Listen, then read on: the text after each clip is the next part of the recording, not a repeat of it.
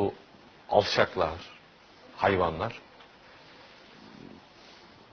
bir kuytu köşede yarası iyileştirilmeye çalışıyor. Ağır yaralı.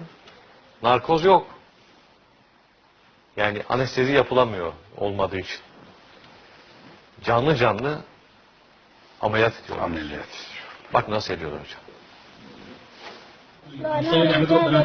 امرأته حمالة الحطب في جيدها حبل من مسد بسم الله الرحمن الرحيم لم يكن الذين كفروا من أهل الكتاب والمشركين منفكين حتى تأتيهم البينة رسول من الله يتلو صحفا مطهرة فيها كتب قيمة وما تفرق الذين أوتوا الكتاب إلا ما جاءتهم البينة وما أمروا إلا ليعبدوا الله مخلصين له الدين حنفا ويقيم الصلاة ويأتي الزكاة ذلك القيمة صدق الله.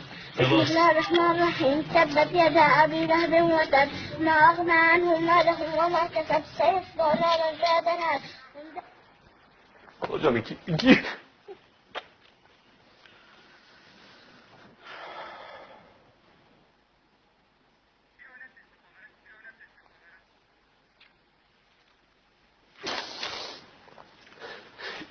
ikinci keset hocam. Turgay, ben tarihçiyim. Tarihçi çok zalimler geldi geçti. Firavun'a çok hakaret ettim. Justinianus'a çok hakaret ettim.